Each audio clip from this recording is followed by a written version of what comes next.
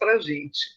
Então, em mais um sábado que a gente está se reunindo, nós reunimos neste momento, às 15 horas, todos os sábados, e isso começou, nós começamos desde o início aí, praticamente, desta pandemia, nos reunindo sábados à tarde, no grupo de pesquisa, então, Educação Musical, diferentes espaços, e também reunindo o pessoal da especialização em Educação Musical, que se localiza lá na cidade de Montenegro, e que é esse grupo querido que está aqui. E também a Rebeca está nos ajudando, que é dia do escritor, né, Rebeca? Parabéns, muito obrigada por nos brindar assim, com essas informações importantes, então. O que nós temos para hoje? Nós temos dois compartilhamentos de pesquisa que estão praticamente, não digo no início, mas estão um pouco mais adiante, mas não estão finalizadas, que são pesquisas do pessoal da especialização. Mas antes de nós começarmos, e começarmos também as nossas apresentações, eu quero fazer um destaque muito importante para o dia de hoje, saudar minha querida colega e amiga, professora Citamara Lopes Santana, que é nossa professora da Universidade Estadual do Rio Grande do Sul, ela é professora do curso de Pedagogia, ela é uma grande conhecedora da educação de jovens e adultos, e queremos, semana que vem, também trazê-la num encontro da nossa atividade de extensão com o pessoal da Universidade do Estado do Pará, então fiquem atentos e atentas, porque nós divulgaremos esse trabalho, então, e a professora Citamara estará conosco. Mas a professora Citamara também, além de ser professora da graduação, ela é colega nossa no curso, no programa de pós-graduação em educação, mestrado profissional da UERGS, que se localiza no litoral norte. Então, ficamos lá em Osório. Então, ela é minha querida colega e coordenadora da linha 2, Linguagens e Artes em Contextos Educacionais, né? Então, eu vou pedir para a professora Citamara dar um oi para nós. Por favor, professora Citamara. Olá, Cris, querida, e a todos e todas. Eu quero dizer para vocês o carinho, né, de poder estar aqui com vocês. A gente estendeu o convite para graduandas em pedagogia. Eu acho muito importante, porque no curso de pedagogia, muitas vezes, a gente não consegue estabelecer uma reflexão sobre o ensino de música, sobre a educação musical, né, de uma forma bastante, enfim, intensa, né, que eu penso que a gente precisa rever um pouco mais isso. Então, é com muito carinho, eu fico lisonjeada por poder estar aqui nesse momento com vocês. É um momento de aprendizagem para mim e para as meninas também. Obrigada, Cris. Que bom, Cita. E quero dizer para vocês, sintam-se sempre convidadas. A gente sempre vai estar divulgando, vocês podem se inscrever também, porque agora eu vou conhecendo também vocês. Nós fazemos todos os sábados à tarde, às 15 horas. Então, sintam-se sempre muito bem-vindas, porque a gente vai acolher muito bem vocês. Muito obrigada, então, pela presença. Que bom. Então, já estamos com 40 pessoas, é uma loucura, esse povo enorme aqui participando, que nos agrada muito. Então, gente, como nós tínhamos comentado no início, nós temos hoje a grata satisfação de receber aqui a professora Carolina Cardoso da Silva Rosa, que vai fazer o compartilhamento daqui a pouquinho do seu trabalho, a formação pedagógico-musical de pedagogos, a partir do projeto Educação Musical para Professores. Então, vai ser bem interessante, o pessoal da pedagogia estar aqui conosco. Depois, nós teremos também o professor Marcos Roberto da Silva, também integrante do nosso curso de especialização em educação musical, falando, então, sobre a influência musical entre avós e netos, um estudo transgeracional, justamente preludiando o Dia dos Avós, que é amanhã. Então, a gente vai ter essa tarde bem agradável, com a participação desses dois queridos colegas, que são professores nossos e amigos. Mas antes, no entanto, de nós começarmos, quem está acostumado com o nosso trabalho aos sábados e também conhece um pouco do nosso trabalho em outras áreas também, como a literatura, queria trazer para vocês um pouco da poesia da Gilca Machado. Não sei se já tinham escutado falar sobre a Gilca. Ela é uma poeta que já é do século retrasado e faleceu no século passado. Então, ela pega o final do século XIX e pega a grande parte do século XX. Ela foi bem longeva, inclusive. E a Gilca, eu sempre gosto de botar a imagem dos poetas e das poetas que a gente está trazendo aqui para iniciar esse trabalho, porque ela tem um rosto muito forte, muito altivo, e que justamente mostra a força do trabalho poético dela. Então, eu vou compartilhar com vocês essa poesia da Gilca Machado, que se chama Lembranças. A Gilca era de São Paulo.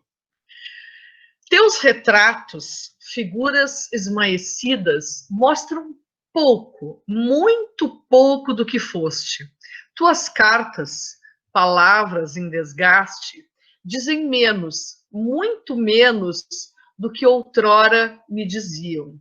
Teus silêncios afagantes. Só o espelho da minha memória conserva nítida, imutável, a projeção da tua formosura. Só nos teus folhos dos meus sentidos pairam vividas em relevo as frases que teu carinho soube nelas imprimir. Sou a uma funerária de tua beleza que a saudade embalsamou. Quando chegar o meu instante derradeiro, só então, mais do que eu, tu morrerás em mim. Linda a poesia dela, né? Então, a gente começa essa tarde com uma poesia da Gilca Machado, Lembranças, estão nos ajudando a começar de uma maneira poética e artística o nosso trabalho. Então, agora, eu gostaria de trazer um pouco, né, e iniciar o trabalho que a Carolina vai compartilhar conosco, a Carol, é tão importante. A Carol é nossa estudante da especialização em educação musical, mas a Carol já é professora, ela trabalha há bastante tempo e ela tem há muito tempo também inserido no trabalho dela as questões musicais e pedagógico-musicais. Inclusive, a Carol tem feito diversas lives, e aí o pessoal da pedagogia que está aí, a gente já convida, e depois, Carolzinha, por favor, diga também em que momentos que tu compartilhas esses teus conhecimentos, para as gurias também, exatamente, já está botando aí, para as gurias também começar a poder ver e tu compartilhares com todo mundo, né? Pois bem, a Carolina está nesse projeto dela, então, trabalhando essa questão dos pedagogos, das pedagogas e a formação pedagógico-musical. Então, eu vou agora retirar esse meu compartilhamento para não prejudicar, então, o que a Carol vai mostrar para vocês. E já de antemão, então, peço, Carolzinha, pode entrar e começar a tua apresentação. Deixa eu ver se eu retirei. Okay. Quem vai projetar para mim é a Morganinha. Ótimo. Vamos ajudar. Que aqui a gente trabalha em equipe. Já Isso posso aí. projetar, Carol? Pode. Tá bom.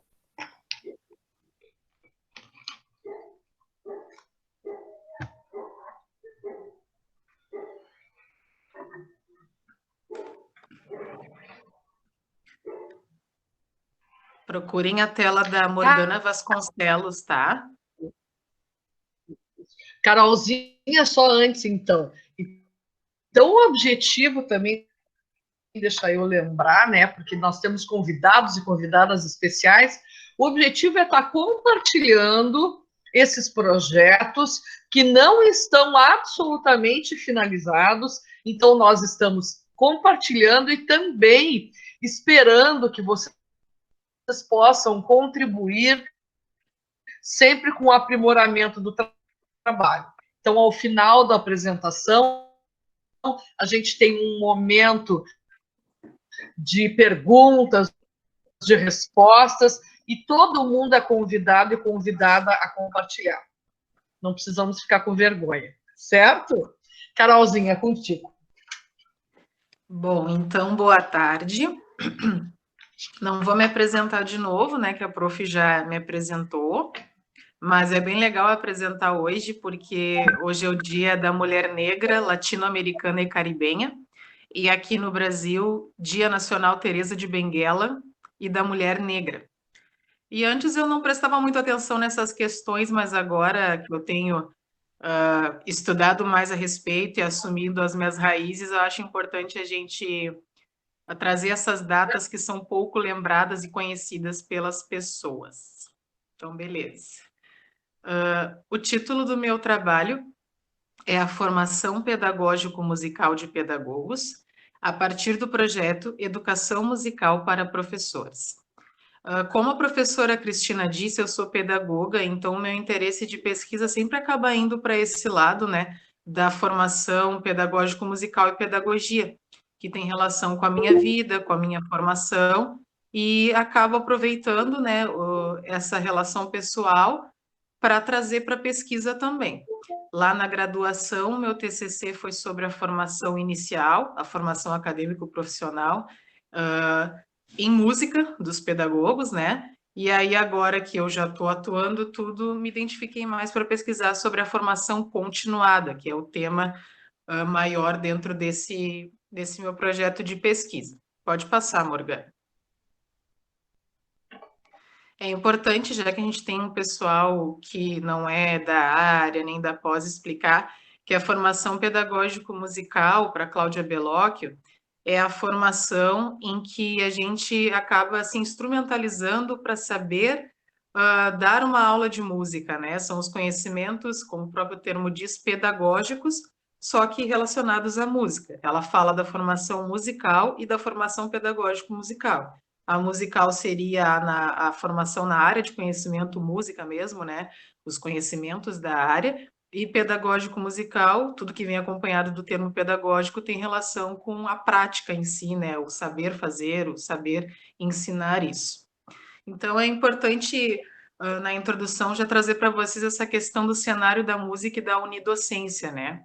Unidocente é aquele professor que trabalha com todas as áreas do conhecimento, geralmente é o pedagogo, na educação infantil, e até o 5º ano dos anos iniciais do ensino fundamental. Por trabalhar com todas as áreas do conhecimento, querendo ou não, a música acaba sendo um conteúdo do componente arte que ele precisa trazer na sua prática pedagógica. Mas a gente sabe, né, que a demanda do pedagogo é muito grande, mas nós temos, né, dispositivos legais que falam sobre isso e sabemos que faz parte da totalidade dos saberes desse profissional.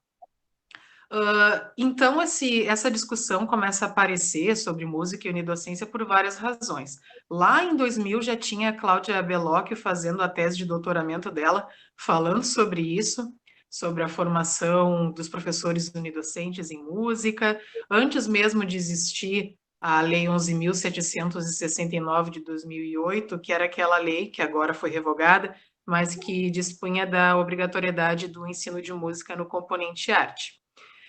Então, assim, nós temos algumas questões sobre o cenário da música e unidocência. Uma delas é a legislação, que a gente sabe que tem toda uma legislação em que em algum momento vai dizer que o pedagogo, que o professor unidocente é de alguma forma ou totalmente responsável pelo trabalho com a arte e, consequentemente, com a música na escola. Nós temos as diretrizes curriculares nacionais para a educação infantil, que diz que nas práticas pedagógicas do professor precisa favorecer o progressivo domínio das diferentes linguagens através das interações e brincadeiras, e entre elas a música, lá de 2009, as DCNEs. Nós temos as diretrizes curriculares nacionais para o ensino fundamental de 9 anos, que vão dizer que na falta do professor especialista em arte ou nas linguagens artísticas de forma mais específica, fica a cargo do professor de referência da turma o ensino desse componente.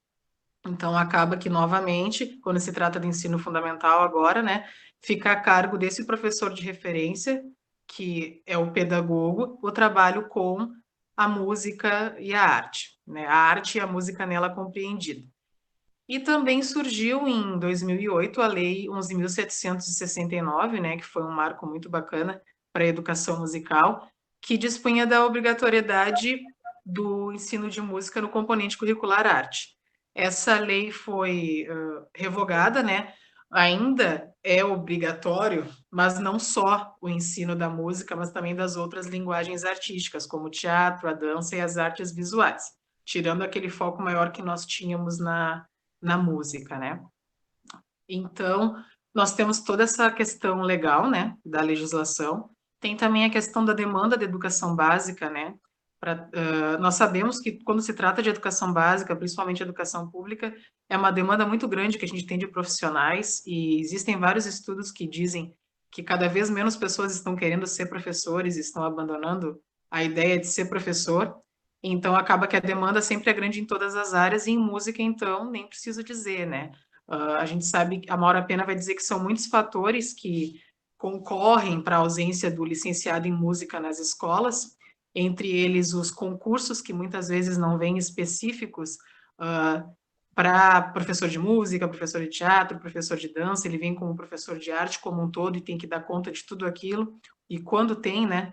E tem também a questão das condições que não são boas, e a gente sabe que o trabalho com a música, na maioria das escolas de educação básica, principalmente do ensino público, que acaba fazendo com que muitos licenciados em música não tenham tanto interesse em ir para esse lado e acabem trabalhando mais em conservatórios, em escolas de música particulares, ou até mesmo na rede privada de ensino e não na pública, onde eles podem encontrar mais condições para poder fazer o trabalho com mais qualidade, né? É alguns dos fatores que a Maura Pena vai trazer, entre outros, né? E, por último, que a Cláudia Belocco já traz lá em 2000, é essa questão das características da unidocência, né? O professor unidocente passa muito tempo com seus alunos, acaba tendo um vínculo muito grande com eles e, com isso, uma influência muito grande na formação musical deles quando ele traz a música na sua prática pedagógica. Então, a Silvia Schroeder vai dizer, não numa ideia de competição e não excluindo a importância do especialista, mas que quando o professor de referência, que a gente diz, traz a música na prática pedagógica, ele pode contribuir muito no desenvolvimento daquela criança, daquele aluno, por conta desse vínculo, por conta do tempo que ele passa e da forma que ele pode organizar isso com essa sua turma. Então, são coisas da característica, né, da unidocência. E por ser o professor unidocente responsável por dar conta de todas as áreas do conhecimento, entra também a arte e a música fazendo parte da arte, né? Aí, a professora Cristina submeteu 2 projetos de extensão e foram aprovados. E um deles é o projeto Educação Musical na Escola, ele é um programa educacional. O Educação Musical na Escola é um programa educacional que se caracteriza como um conjunto de ações de cunho pedagógico musical, igual eu expliquei para vocês antes, ofertado a professores e estudantes da educação básica, com vistas a ampliar as possibilidades de atividades musicais nos espaços escolares. Esse é o projeto Guarda-Chuva, é o programa educacional Educação Musical na Escola. Dentro da Educação Musical na Escola tem os subprojetos do projetão, né? E um desses subprojetos é o projeto Educação Musical para Professores. E por que eu estou falando isso?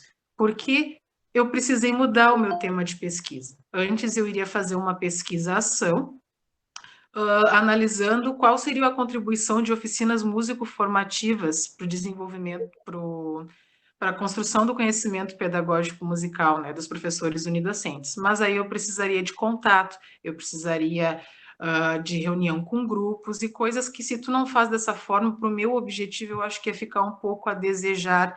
Então, a professora Cristina e eu achamos por bem mudar, e aí agora surgiu essa oportunidade desse projeto ser aprovado, então nós tivemos a ideia de eu me inserir como pesquisadora também nesse projeto, porque além de eu ser voluntária do projeto, o projeto tem bolsistas e tem voluntários, eu vou aproveitar para unir o útil ao agradável e fazer a minha pesquisa sobre o subprojeto Educação Musical para Professores.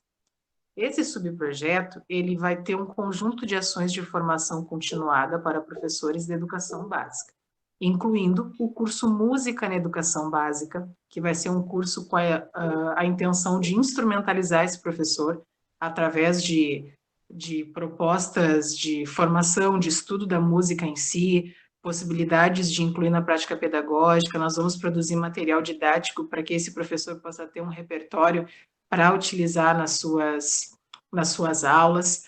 Também faz parte da educação musical para professores o Encontro de Educação Musical do Rio Grande do Sul, o Seminário Arte e Educação na UERGS e o Seminário dos Grupos de Pesquisa da UERGS, aquele que nós tivemos ano passado, não sei se vocês lembram, né? Com vistas a possibilitar o aprendizado em música, educação musical, ou mesmo ampliar os conhecimentos já existentes, porque esses participantes do projeto podem já ter conhecimento na área, então a ideia também pode ser ampliar esses conhecimentos. Então, aí vai entrar a minha pesquisa, que vai ser ver o lado desses professores, descobrir o que eles vão construir a partir das ações que a gente vai ofertar, como que eles vão enxergar essas ações que a gente vai oferecer no projeto, o que eles vão aprender, se é que vão aprender. Isso tudo vai vir de alguma forma na pesquisa através dos questionamentos que vão ser feitos, que vocês vão ver depois. E também nesse projeto, o Educação Musical para Professores tem outros eixos, que é a produção de material didático, que também tem momentos de apreciação musical para os alunos desses professores, né? Tudo isso pensem agora de forma online, tá, gente? Porque por conta da Covid precisaram ser alteradas essas coisas. E esses projetos se retroalimentam. Então, esse professor que vai estar no Educação Musical para Professores vai poder participar de tudo isso, dos nossos seminários, aprender também a parte científica da coisa, conhecer o cenário científico da educação musical, também vai poder ter esses materiais didáticos produzidos, vai participar dos momentos de apreciação musical para os seus alunos e, consequentemente, para eles também. Então, os projetos se retroalimentam, tá? Próximo, Morgana. E a explicação do projeto eu retirei do próprio projeto, tá? E aí, então, sabendo que o público da pesquisa que a professora Cristina deixou eu, então, delimitar ser os pedagogos que vão participar desse projeto a partir da seleção, do interesse deles, né? Eu tinha a minha revisão de literatura lá do projeto antigo, que ela não se perdeu, porque o tema entra em acordo com o que eu estou estudando agora, só que nós ampliamos. Nós achamos por bem também fazer uma revisão sobre a formação continuada como um todo. Como o material é grande, eu ainda não consegui terminar, então eu trouxe primeiro aqui a revisão de literatura que eu já tinha apresentado no seminário dos grupos de pesquisa, só para dar uma pincelada sobre ela de novo, e para o pessoal da pedagogia acho que vai ser legal até. Então, o tema dessa revisão de literatura, que é essa busca por trabalhos, né, essas produções científicas de um tema que a gente quer pesquisar, eu pesquisei sobre formação musical de professores unidocentes, com foco na formação continuada, não na formação inicial. O local de busca foram algumas revistas, tanto da área da educação musical, quanto revistas de educação. Musical D, revista da ABEM, Opus, revista da Fundarte, Educação e Contemporaneidade, Revista Brasileira de Educação, Cadernos de Educação, Educação e Linguagens, Educação e Questão. Parece muito, mas acontece que conforme eu ia pesquisando não vinha muita coisa, aí eu tinha ido para outra revista para ver, né? Os descritores, que são as palavras-chave de busca que eu utilizei, foram educação musical, formação de professores, unidocência, formação pedagógico-musical, generalistas. Era uma tentativa, então o que eu fazia? Colocava um termo de busca, não veio nada, então vamos tentar outro. Só que acontece que um termo, por exemplo, se eu coloco o termo educação musical, podem vir várias coisas sobre educação musical. Então, às vezes eu fazia combinação de termos, e mesmo assim não vinha, então no final das contas acabava que tu olhava ano a ano da revista para poder ver se tu não perdeu alguma coisa. Essas são as peripécias da revisão de literatura, né? Então, próximo, Morgana. O recorte temporal, né, que eu escolhi para essa revisão foi de 2008 a 2019. Por quê? Porque em 2008 foi promulgada a 11.769 da obrigatoriedade do ensino de música, para ver, então, o que estavam surgindo de pesquisas a partir disso relacionadas à unidocência. Eu já tinha uma ideia mais ou menos, porque lá em 2014 a minha revisão de literatura foi quase igual a essa, só que eu fiz em anais de eventos da ABEM Regional Sul e da Amped e Amped Sul. E aí, claro, por ser evento, veio um volume bem grande de trabalhos. E o que eu já notei que foi diferente nas revistas, veio um volume bem baixo do que eu esperava de artigos. Então, a justificativa para ter feito esse recorte temporal foi esse. As categorias de análise que surgiram a partir da revisão de literatura foram projetos de formação inicial e continuada para professores e docentes, porque por causa dos descritores acabavam vindo inicial, mas às vezes se relacionava ao longo da pesquisa ou da escrita com a continuada, então achei importante salvar esses arquivos. E fala de projetos desenvolvidos em universidades ou em secretarias de educação, em andamento ou já concluídos para professores unidocentes. A categoria B, análise de práticas musicais desenvolvidas por professores não especialistas na educação básica. Aí já é uma análise do trabalho do professor, pessoas que fizeram pesquisas analisando o cotidiano deles ou a compreensão deles sobre a educação musical, sobre o que eles faziam de música na escola. E a última categoria, que é a C, levantamento de pesquisas sobre a relação música e professor não especialista, que é como chama também o professor que não é especialista em música, né? Então, o que acontece? Nessa categoria eu coloquei só um trabalho, mas é que eu acho que foi importante porque ela não entraria em outras.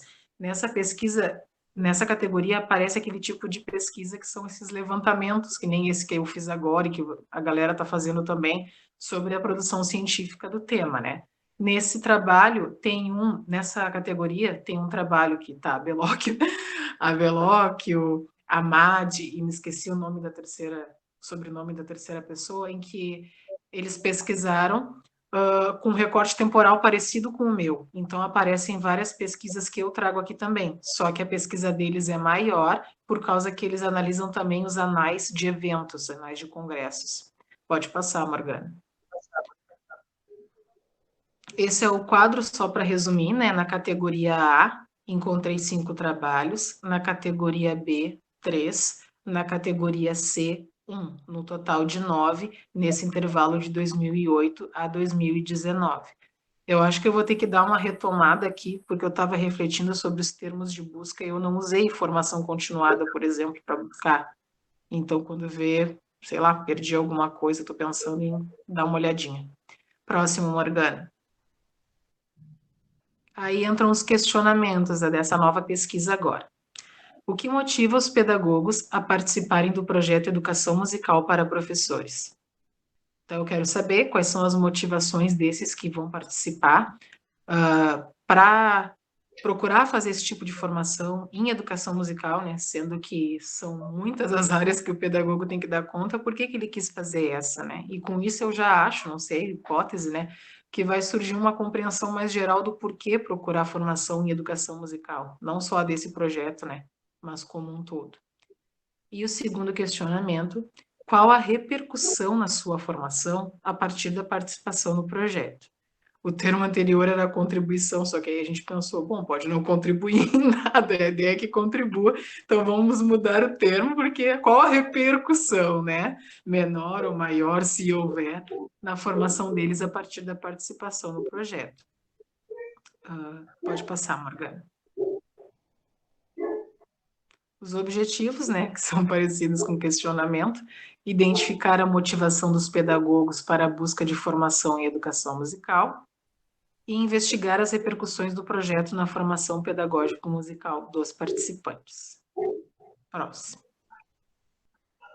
Aí entra a metodologia. Eu não trouxe ainda a fundamentação teórica da minha metodologia, mas eu trouxe já o que será.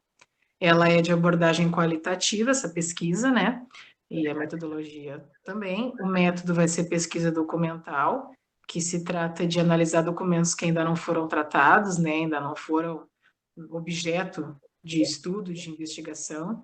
E aí a técnica de coleta de dados vai ser coleta de documentos. Quais são? Formulários que nós pretendemos enviar para esses participantes, né, online, formulário inicial para já conhecer essas expectativas, essas motivações, né, para participar, compreender melhor esse processo, a formação e tudo mais.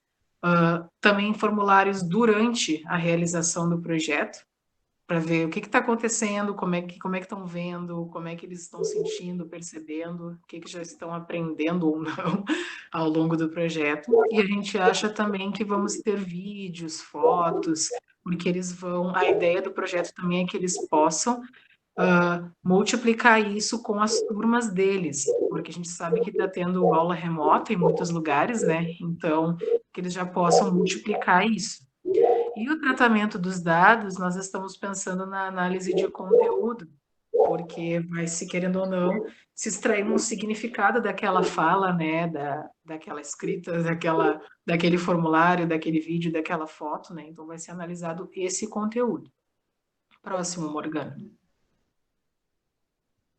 O referencial teórico, eu resolvi botar em partes agora para enxergar melhor.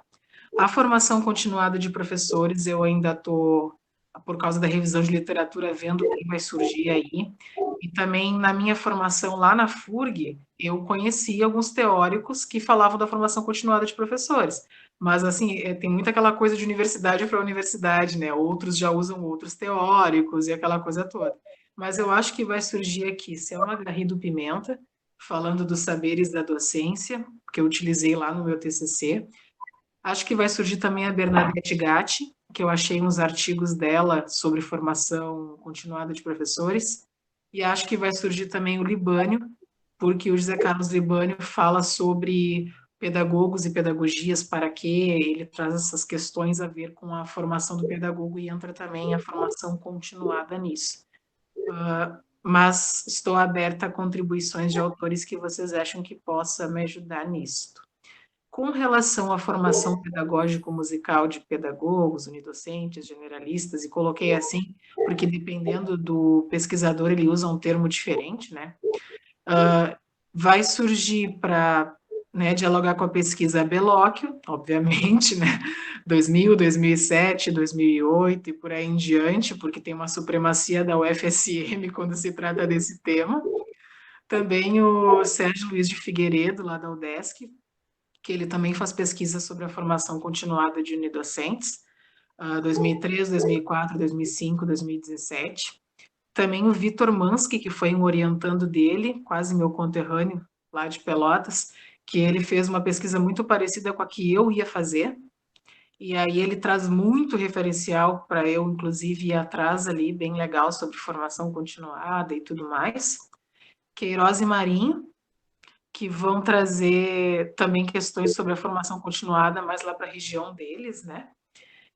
E no que se refere à motivação para a formação continuada em educação musical, que tem a ver com aquele meu questionamento, eu acho que vai vir aqui a Vanessa Weber, também da UFSM, que ela fez a sua tese de doutorado sobre as crenças de autoeficácia com relação a essa formação musical dos pedagogos, né?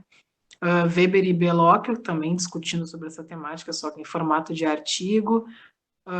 Vou trazer a questão da legislação, a questão da motivação, mas, assim, as implicações legais para esse trabalho, né? Não sei se seria bem aí que eu deveria colocar, mas a 11769, as DCNEs, as Diretrizes Curriculares Nacionais do Ensino Fundamental de 9 anos, e por aí em diante. Pode passar, Morgana. São as referências que eu usei para a minha revisão de literatura, né, porque as outras ainda não estão, digamos, de uma forma escrita, então as da revisão de literatura estão aí no próximo slide. Eu não coloquei o cronograma, porque eu estou vendo ainda com o nosso grupo de extensão quando nós vamos começar as coisas em relação ao projeto, então eu só tenho, por enquanto, as previsões da minha escrita, as previsões da redação da pesquisa, mas não tenho ainda do início do projeto em si, para a gente já conseguir colocar quando vão ser enviados os primeiros formulários, os formulários ao longo da formação. Então, é basicamente isso que eu tenho por agora. Obrigada.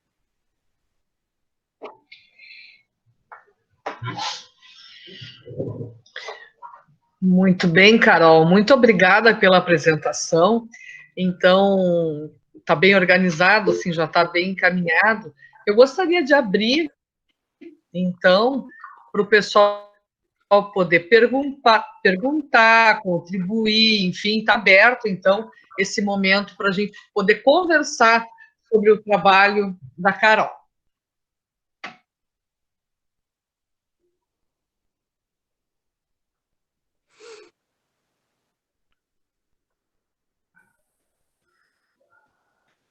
Posso perguntar, Cristina? Cita. Deve, Cita, por favor. Carol, parabéns pelo trabalho. Nós vamos ficar assim de olho nele, né, Cris? Enfim, para que depois a gente possa, inclusive, te convidar para vir apresentar para a gente lá em Osório e para outros colegas, né? Então, parabéns pelo tema. Eu só queria te perguntar, porque tu já fizeste um levantamento bibliográfico, talvez tipo Estado da Arte, né? E tu mencionaste revistas acadêmicas, e a minha pergunta para ti é se nessa busca que tu fizeste, tu localizaste alguma coisa relacionada à educação de jovens e adultos, se aparece algo. Não, eu não encontrei relacionado à educação de jovens e adultos, mas talvez, se eu tivesse procurado também com esse descritor, pudesse aparecer alguma coisa que eu tivesse perdido. Mas, a princípio, eu não achei sobre a educação de jovens e adultos. Geralmente trata sobre a docência do pedagogo como um todo, mais educação infantil e mais anos iniciais. Mas, EJA, eu não vi nada. Obrigada, Carol. De nada. Isso reforça, né, Cita, o que a gente estava comentando anteriormente, né? A necessidade de nos debruçarmos também sobre essa temática. A gente tem... Enfim, eu acho que a gente tem aí uma caminhada, né, Cris, por fazer. Tem uma caminhada e já é também quem sabe, chamar a atenção dos pesquisadores, pesquisadoras, do pessoal que está aqui, para começar também, se tiver, se gostar dessa temática, né? Acho que é um chamamento. Fabiane queria falar? Só uma coisa, prof. Tem um trabalho da Patrícia Quebac sobre musicalização de adultos através de oficinas, em que ela traz a epistemologia genética do Piaget como norte para analisar, né, esse desenvolvimento musical dos adultos, e pode servir para uma pesquisa que se trate da EJA. É um trabalho muito legal, só que é bem denso, né, pela questão de trazer epistemologia genética, mas é muito legal. Esse artigo que a Kebar traz é um artigo que está eu estou com um artigo com a Cita, que eu e ela, a gente faz mais ou menos esse panorama, né, que se chama Investigações em Educação Musical e Educação de Jovens e Adultos. E são poucos os trabalhos, então é uma espécie de estado da arte, né? Esse da Kebar é um deles. Verdade. É isso aí. Ótimo. Muito bom. O que mais? Então fiquem atentos que vai sair na Editora Atena, agora em agosto, esse artigo da Cita e meu.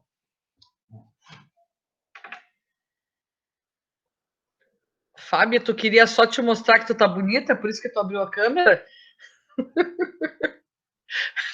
Olha o cabelo solto, bonito. E depois a Vislânia também quer. Tu tá com o microfone fechado, quer falar? Não? Não? Sim, sim. Não, ela fechou a apresentação, ficou a fotinha tudo fechada, eu disse, vamos abrir as câmeras, só que ninguém abriu, daí eu fechei. Mas queria parabenizar a Carol, porque o trabalho dela é bem interessante mesmo, né? Eu estou acompanhando ali no projeto de extensão, que ela também está me ajudando na minha pesquisa do mestrado, e é isso, né? Uma ajuda a outra no que precisar aí, estamos juntos. E parabéns, vai ser ótimo, uma excelente profissional. Tenho acompanhado e estou apaixonada pelo trabalho dela. Querida, que bom. A Vislânia, eu acho que é esse, né? O nome. Vislânia, que é a aluna da Cita, ela quer fazer uma pergunta. Isso, né, meu anjo? Primeiramente, boa tarde. Gostaria de agradecer à professora Cita, porque eu adorei, estou adorando participar, e dar os parabéns para a Carol. E gostaria de saber se a Carol tem alguma referência referente a esse assunto dela na inclusão. Se trataria isso de uma maneira diferente? Algum autor que ela pudesse me passar? Também não apareceu no levantamento relacionado à inclusão, porque também depende do tipo da revista, e no caso, dependendo dos escritores que tu usa, não vai aparecer. Se eu pesquisasse, por exemplo, educação musical, inclusão, formação continuada musical, inclusão, vai afunilando muito, entendeu? Talvez aparecesse. Mas, geralmente, quando se trata de inclusão, tem que ter o termo específico inclusão para aparecer. Porque nas palavras-chave, os pesquisadores, é um tema que sempre vai estar presente. Talvez outros não, mas inclusão, sim. Então, se tu buscares pelo tema inclusão, numa revista da ABEM, por exemplo, na revista da Fundarte, aí tu vais ter mais chance de encontrar, mas da forma que eu fiz o levantamento, eu não achei, não apareceu para mim. Excelente. Obrigadinha, Carol. Excelente. Tem aqui também uma fala da Vanessa Kudler, bem importante. Eu não sei se tu queres falar, ou não sei se tu está com o microfone, Vanessa. Oi, estão ouvindo? Oi. Sim. Sim, eu sou professora de anos iniciais, sou professora concursada, trabalho com o primeiro ano. E também sou formada em Educação Física, e faço pedagogia na UERGS. Assim, tá bem complicado esses planejamentos das aulas remotas, porque, de certa forma, a SMEC nos limita a forma como a gente faz nosso planejamento para enviar para as famílias. São planejamentos bem simples, para que não tenha necessidade de impressão, alguma coisa assim, para ter facilidade, até para não ter gasto, né? E aí a gente tem esse problema de terem os retornos das famílias. Eu até fiz todo o meu planejamento, meu PPT de cada mês, para trabalhar todos os conteúdos, competências necessárias, música, teatro. Fiz tudo ali, mas eu não estou conseguindo muito retorno. E assim, às vezes a gente se depara com umas falas dos pais, que tipo, dali é brincadeira, que daí não é importante, sabe? É mais importante ter um caderno cheio de conteúdo que fazer uma atividade mais lúdica com a criança, fazer um jogo, sabe? E isso a gente tem a facilidade de ser trabalhado, desenvolvido com as crianças em sala de aula, e nesse período a gente não está conseguindo fazer nada, pelo menos eu não estou conseguindo ter o retorno que eu gostaria de ter dos meus alunos. E fiz uma playlist no Spotify só para trabalhar com músicas da MPB, para trabalhar musicalização com as crianças. São poucos que conseguem realizar as atividades. Os que conseguem realizar e participar, assim, são maravilhosos, mas é difícil trabalhar essa conscientização com os pais da valorização para trabalhar esse tipo de competência com as crianças. É isso. Errado mesmo, Vanessa. E aí, além de tudo, a gente, fora a questão da dificuldade do próprio manejo com os pequenos, né? Porque com os maiores a gente até consegue, mas com as crianças fica difícil, e ainda tem as questões financeiras também. que aí daqui a pouco se começa a imprimir também é um custo, aí também essa impressão, como é que ela vai ser entregue, e aí tem o problema da transmissão do próprio vírus também, que pode se dar nesse manejo com a impressão do material, né? Então são várias coisas difíceis, e, por exemplo, Porto Alegre, que eu tenho a experiência na Secretaria de Educação de Porto Alegre, municipal, não está acontecendo nada, né? E nem com as crianças tem previsão de acontecer. Então, bem complicado. A gente é parceira na tua dificuldade, com certeza, querida. Com certeza. Quer falar, Carolzinha? Eu e uns colegas nossos aqui da pós, a gente tem conversado muito sobre isso. Eu também estou parada, porque São Leopoldo optou, por conta da desigualdade do acesso, não voltar ainda, né?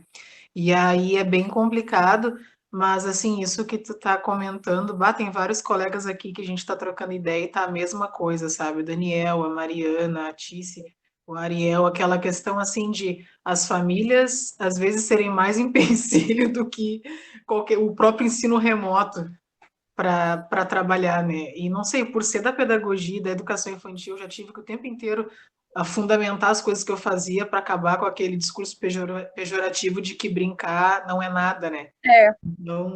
Não sei como, chama para uma reunião, apresenta teus objetivos para eles verem que tu não está fazendo as coisas no ar, porque as famílias são complicadas mesmo, né? Não, e até assim, ó, no começo do ano eu tive problemas, porque na verdade o que acontece? No primeiro ano, principalmente, a gente faz aquela parte da sondagem, né? A gente não entra com conteúdo para criança no primeiro ano. Eles têm que se adaptar, é tudo novo, escola nova, é outra rotina, são pequenos. E então eu fiz praticamente só em função da parte de sondagem, análise da turma e tudo, e não teve quase nada como assim, de conteúdo em si, em caderno, coisa assim. E daí teve falas dos pais falando assim, eles não tiveram nada nos primeiros dias de aula e agora querem que a gente faça um monte de coisa com eles, porque isso é um absurdo, que não sei o quê. Sendo que os meus planejamentos eu faço de acordo com a SMEC orienta do meu município. Então, são coisas bem simples, sabe? Que não precisa muito trabalho, assim, dos pais, que não precisam também de impressão, mas requer um tempo, né? Dos pais sentarem e realizarem esse planejamento com as crianças, né? Essas atividades com as crianças. Porque os pais é muito mais fácil mandar um monte de folhinha pronta, né? Que a criança vai lá e vai fazendo sozinha, vai pintando, do que pegar, montar um jogo, fazer um instrumento musical com sucata, sabe?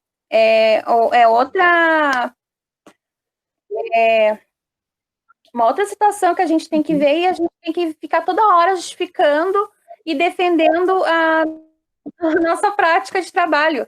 É muito cansativo isso. Verdade. Isso é uma coisa que a gente também vai estar trabalhando, né? E também no nosso projeto vai aparecer. Mas a Cita quer falar. Fala, Cita. Pois é, eu acho que a Carol, ela trouxe um aspecto bem importante, né? De que a gente não esqueça que a gente precisa estabelecer o diálogo com os pais, sabe? Essa questão de fazer uma reunião com os pais, apresentar a proposta pedagógica, a concepção de educação com a qual a gente trabalha, por que nós iniciamos de uma forma e agora, em função da pandemia, nós estamos num outro movimento, né? Eu não sei, Vanessa, se é o caso, mas eu tenho percebido que quando se faz esse tipo de aproximação, as coisas melhoram um pouco, né? A gente tinha marcado reunião com os pais dia 27 de março. Nós paramos dia 18 de março, as escolas. Então, o planejamento, a reunião com a direção, até a entrevista com as famílias, não foi feito, né, pela escola, né? Então, a gente, nem a direção conhecia a escola, a supervisora, nem nada. O que eu fiz com eles no início dos estudos remotos foi fazer um tipo de um relicário, pedir para eles fazerem depoimentos, contando sobre a história da família, contando sobre a criança, para que eu tenha pelo menos um conhecimento. Os alunos, né, da família, da rotina em si. Tive bastante retorno em relação a isso. Realmente, teve muitas famílias que participaram. E eu tô com 2 turmas de primeiro ano, então são mais de 40 crianças que eu tenho que ficar em função de pegar retorno. Essa fala que vocês estão trazendo está me fazendo pensar que talvez fosse o caso, estou agora pensando nisso, né, da gente fazer um encontro e chamar quem quiser participar para que a gente possa compartilhar quais são as dificuldades e as alternativas que os professores e as professoras estão encontrando neste momento, tendo em vista as dificuldades com as redes de ensino, tendo em vista as dificuldades e também, às vezes, os avanços, não são só dificuldades, às vezes tem alguns casos exitosos, e a gente compartilhar isso, acho que poderia ser uma temática bem interessante para a gente em algum encontro. Até vou chamar a Cita, quem sabe a gente pensa numa coisa assim, que eu acho que seria bem interessante para a gente. Né? Produzir, Cris, esse movimento de escuta, né? Porque os pais também se sentem numa situação em que eles... Também eles têm coisas a falar, né? Daqui a pouco, se a gente pensar, os pais estão enlouquecidos tentando ganhar dinheiro para não morrer de fome. É isso, né? Então, daqui a pouco, eles chegam em casa enlouquecidos também. E aí vão ter que estar trabalhando com os filhos, não tem nem energia mais, né? Então, são coisas bem interessantes. Eu acho que é uma temática bem boa para a gente discutir. É muito bom, professora. Até em relação da rotina dos pais, aqui no Litoral Norte, normalmente o pessoal trabalha de segunda a sábado, né? Então, tem famílias que eu combinei que eu atenderia no domingo, videochamadas. Então, eu tenho um grupo de 5 alunos que todo domingo eles participam das videochamadas. A videochamada que eu realizo com os meus alunos não é uma coisa obrigatória. A escola onde eu trabalho, ela atende um outro tipo de público, apesar dela ser pública, ela atende uma outra demanda. Então, a maioria, praticamente todas as famílias têm acesso à internet e conseguem participar das videochamadas. Então, só que com crianças pequenas, elas precisam de um mediador para auxiliar elas para o acesso, né? Tanto no celular, computador. Mas sabe, fica... É uma ideia, vamos amadurecer, porque eu acho que pode ser uma ideia bem importante, né, para a gente estar trabalhando isso, né? Que bom aí, obrigada, Vanessa, por trazer essa temática para a gente, porque nos ajuda a pensar, né? Que bom. Temos mais perguntas? Eu queria só aproveitar também, Cris, não sei se eu posso. Claro, querida. Que indo nessa mesma direção, né? De que a gente precisa sempre produzir esse movimento de escuta, porque os pais também estão numa situação bastante complicada nesse momento, né? O trabalho remoto envolve toda uma dinâmica e uma rotina da casa, mas também envolve uma compreensão do projeto pedagógico que está sendo desenvolvido por aquela pessoa, né? Que é representante de um lugar que é a escola, que está ali em diálogo com as crianças, naquela casa, naquele lugar. Então, isso é importante.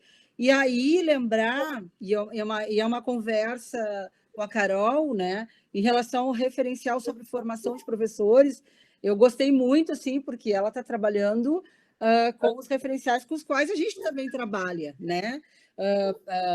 Pimenta, GAT, que são, enfim, referenciais que são quase que obrigatórios quando a gente vai pensar formação, né, processos formativos. Mas eu só queria lembrar também de outros dois que eu também gosto de trabalhar, que são clássicos, já, que a gente pode dizer que são, e que coadunam com esses princípios formativos de que a gente precisa produzir um processo de escuta com o outro, né? O primeiro deles é o Antônio Novoa. Ele é mais antiguinho, mas ele vai dizer coisas que são bem importantes, assim. Ele faz uma reflexão sobre a metáfora do morto, porque ele vai dizer que o professor na formação ele não pode ocupar no lugar da política pública de formação, ele não pode ocupar o lugar do morto, o lugar daquele que não fala, sabe? Que não tem voz. ele precisa também pensar e refletir sobre essa formação com a qual ele vai estar aí sendo copartícipe. E o outro, que eu também gosto muito, que daí é uma questão mais de concepção, que é o Maurice Tardif, né? Em função dos saberes, porque é pensar que, quando a gente pensa em educação musical, e eu não sou especialista nisso, eu estou aqui como aprendente, mas eu penso que a nossa trajetória de vida é uma trajetória de interlocução com a educação musical em diferentes contextos das nossas vidas, né? Então, eu penso que explorar um pouquinho a questão dos saberes, sabe, que o novo que o Tardif traz, pode ser bem legal para o teu trabalho também, tá, Carol? Era isso. Excelente, né, Carol? Agradecemos. Muito obrigada, porque o Tardif apareceu lá no meu TCC e as professoras indicavam também, e o novo eu tinha esquecido, nova, não sei a pronúncia exata, eu tinha esquecido dele. Às vezes eu fiquei pensando, também não vou sugerir ali na fundamentação teórica, muita gente, quando vê os discursos deles, também tenham visões diferentes sobre o mesmo assunto e vai bater, né? Mas, pelo que tu disseste, eles, de alguma forma, podem contribuir, né? É bem legal. Obrigada. Excelente, excelente. Muito obrigada, Cita. Excelente a fala. Acho que contribui bastante com a gente. E aqui a Fabiane, só para não deixar de falar, né? Ela, como mãe, também colocou ali no chat, né? Dificuldade de estar acompanhando também o filho dela. É uma loucura isso, né? Que bom. Agradeço imensamente. Não sei se mais alguém quer fazer uma fala em relação ao trabalho da Carol. Que bom. É tão bom a gente poder apresentar, é tão rico isso, que a gente cresce tanto com os comentários de vocês, né? Eu acho que, Carol, a gente agradece muito, né? Aprendemos muito com essas falas e enriqueceu o trabalho. Parabéns pela tua apresentação, querida. Certo? Muito obrigada. Obrigada. Que bom. Então, nesse momento, eu também tenho, deixa eu ver aqui, vamos compartilhar aqui com vocês também. Vamos ver se vai.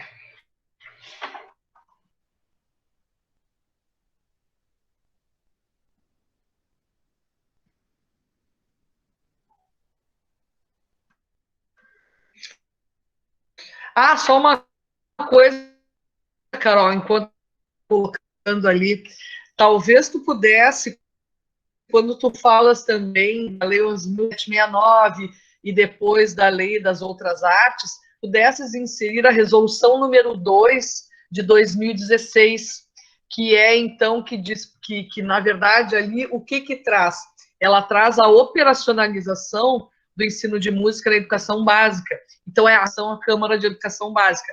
E esta vigora, e esta coloca em 5 instâncias como é que a música tem que ser inserida, inclusive com professores e outros profissionais. Então, acho que a resolução 2 também tu podes colocar, eu tinha me esquecido de te dizer, tá, meu amor? Ok. Então, nós temos neste momento o outro trabalho que nós vamos apresentar, que é o trabalho, então, do Marcos Roberto Silva, que nós conhecemos muito mais. Tem uma no Rio Grande do Sul que ela está, que é uma resolução que até eu vou pedir a gentileza do Estevão, se ele está aí, se ele quiser só mencioná-la. Acho que o Estevão está aí, né? A resolução do Rio Grande do Sul sobre a questão da educação musical. Não sei se o Estevão está aí. Sim, estou aqui, professora. Fala, amor. Na área, só estou liberando aqui, minha internet está... No sábado ela não quer trabalhar.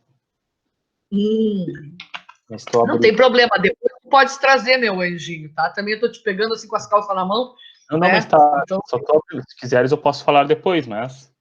Isso, pode ser então, porque isso é importante. A gente tem essa que é nacional, mas tem a estadual também.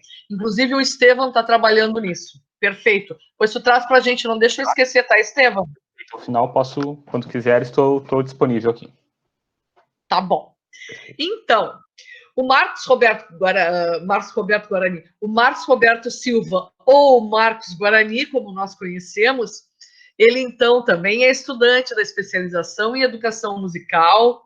O Marcos, ele é um egresso nosso da UERGS, ele fez teatro lá conosco nos cursos lá em Montenegro, e ele volta, então, à nossa casa para fazer, então, a especialização. E a temática dele, então, transita nessa questão transgeracional. E o trabalho que o Marcos vai apresentar, o Marcos também é professor, ele faz também muitos trabalhos como artista também, e também como professor. E o trabalho dele, então, é a influência musical entre avós e netos, um estudo transgeracional. Esse trabalho, então, assim como o da Carol eu estou orientando, o do Marcos eu estou orientando, mas eu tenho a grata satisfação de ter também junto nessa orientação o professor Lucas Pacheco Brum. Tá? Então, não posso deixar de mencionar o Lucas, que também está nessa orientação. Marcos, então, agora eu vou retirar aqui e vou te deixar apresentar o trabalho, querido. Ok, boa tarde. Todos me ouvem? Estamos te ouvindo. Tá bom, muito obrigado pela apresentação, professora. Muito obrigado pela presença maciça e massiva de todos os colegas das distintas áreas. Eu acho que é a primeira vez que a gente bate aí os 45, né, professora? Que loucura, né? Vamos aproveitar o Sucesso. momento aqui, vou oferecer as minhas cuias, vou oferecer um Fusca que está na promoção aqui que eu estou vendendo também. E aproveitar para vender composições também dos colegas aqui, pedir para entrar lá nos links dos colegas todos, depois coloquem o link ali das bandas e tudo mais. E eu quero agradecer muito a professora, que na semana passada a gente fez algumas orientações sobre trabalho, entrando especificamente no trabalho, deixando as brincadeiras assim de lado, né? Eu vou compartilhar, eu quero ver com vocês se vai entrar aí, se está tudo certo. Foi? Acho que está vindo, está vindo. Tá. Então, o que acontece? Entre tantas e tantas conversas, eu preciso traçar um histórico rapidinho com todos os colegas aí, com a turma. A turma, os colegas em especial vão ouvir isso mais uma vez, mas eu leciono e trabalho com o público de terceira idade, adultos maduros, idosos, enfim, fazem muitos anos, desde 2012, especificamente. Então, no ano passado, eu desenvolvi um curso de extensão que eu lecionei na Universidade de Caxias do Sul, aqui em São Sebastião do Caí, e eu trabalhei com eles os sentidos, o despertar dos sentidos, reinventando os sentidos. E depois, esse ano, nós trabalhamos um outro curso de extensão, todos eles voltados para a questão do público sênior, no projeto deles que chama UX Sênior. No SESC, eu trabalho com a maturidade ativa. E aí, no ano passado, eu vinha para o segundo ano trabalhando com a maturidade ativa do SESC, na área de artesanato e artesanias, e então eu trabalhava muito com música, construção de instrumentos musicais com material alternativo, composições com sons, e também o resgate de algumas memórias e músicas do gosto, das preferências dos alunos, em sua maioria alunas, tinham apenas 2 homens. Então, o que acontece? No ano passado, encerrou o projeto do SESC, então eu fiquei sem aquele meu público-alvo, logo em seguida que eu havia começado a especialização. E aí, esse ano, em razão da pandemia, também suspendeu-se as atividades de São Sebastião do Caí da UX. Então, eu fiquei órfão de público-alvo, por assim dizer. Mas a ideia do meu trabalho, eu julgo muito importante para uma contribuição acadêmica, uma vez que estudar o público de terceira idade, pessoas acima de 60 anos identificadas legalmente no Brasil como idosos, porque é uma contribuição que no mundo inteiro tem muita evolução já, como é exemplo de Portugal. Então, o tema do meu trabalho, o título é Influência Musical entre Avós e Netos, um estudo transgeracional, escolhas musicais e as influências transgeracionais. Como orientadora, a professora Cristina, co-orientador Lucas, que a professora já citou, que tem sido muito pontual e me ajudado muito. Inclusive, semana passada eu encaminhei o trabalho para os orientadores e o Lucas organizou muitas coisas, porque o meu trabalho estava assim, um queijo, com muito trabalho, muito texto, e e tudo muito fora de lugar, e muita coisa sobrando também. E aí o Lucas deu essa orientada, a professora na semana passada também, um monte de coisas que me passou, que aí eu fiz anotações e reorganizei. Então vamos adiante com a apresentação aqui, que eu prometi para mim mesmo que eu não ia tomar muito tempo, para sobrar tempo para depois mostrar a revista da Herbalife para vocês ou da Natura, já que tem bastante gente. Então, assim, ó, de onde o problema surge? Eu trouxe um pouquinho para vocês do histórico desse meu trabalho com adultos maduros, e eu trago essas referências musicais que eu busquei para a pesquisa nas minhas memórias, que eu tive lá com os meus avós e meus avós, e com a música, que elas tornam-se hoje ativadas e acionadas para pensar e justificar o problema da minha pesquisa, pois elas me constituem como sujeito e como ser que vive e convive com a música. Como curiosidade, eu tenho uma banda, chama Latin Lovers, e a gente só canta músicas com a temática de amor, e todas antigas, com referência no que eu ouvia com a minha avó e com o meu avô. Então, para revisão de literatura, eu fiz buscas e ainda estou fazendo buscas em sites, em portais de educação musical, revistas, textos, artigos, em diversos ensaios, em alguns livros de educação e de educação musical também. Eu trago alguns destaques aqui, que não são o cerne em si da minha pesquisa, mas eles me ajudaram a orientar na utilização de alguns termos. Como a Cláudia Teixeira Azevedo, que ela trabalha ela desenvolveu uma pesquisa sobre o programa de educação intergeracional em Portugal. Eu cheguei até ela oriundo de uma indicação que a colega Morgana Vasconcelos fez, que está lá no trabalho da Morgana, que eu quero elogiar, um trabalho muito bom, inclusive, da monografia dela, e procurando pela Palmeirão, e eu cheguei na Cláudia Teixeira Azevedo, porque ela trabalha sobre esses programas de educação intergeracional sustentáveis lá em Portugal, que é um país onde está muito evoluída a questão do foco na importância da educação de adultos maduros, que não é o foco do meu trabalho, mas perpassa. Uma vez que eu vou falar da influência entre avós e netos e avós. E a Denise Falck e a Adriana Wagner têm um trabalho que se chama Dinâmica Familiar e o Fenômeno da Transgeracionalidade, porque no início eu encontrei dificuldade em encontrar o termo transgeracional na questão da educação musical. E ela vai falar sobre a perpetuação da família, e vai descrever melhor esse termo, o uso desse termo, e até a banalização dele em algumas situações. E o porquê que eu escolho transgeracional e não intergeracional, como é o caso da Azevedo e da Palmeirão. Porque quando fala em intergeracional, eu levo de uma geração para outra, de pai para filho, enfim, de pai para filho, ou de mãe para filha, e assim vai, de pai para filha. E transgeracional, ele atravessa, ele não é entre uma geração ou outra, ele atravessa gerações. Então, ele pode vir do bisavô para o neto, do vô para o neto, do pai para o bisneto, e não diretamente nessa passagem cronológica sistematizada. O Manuel Jacinto Sarmento traz um estudo sobre o imaginário e as culturas da infância, que também é bem pontual, sobre a importância do que é cultura na infância, e o quanto a influência dos avós, das pessoas de mais idade, influenciam na formação da criança.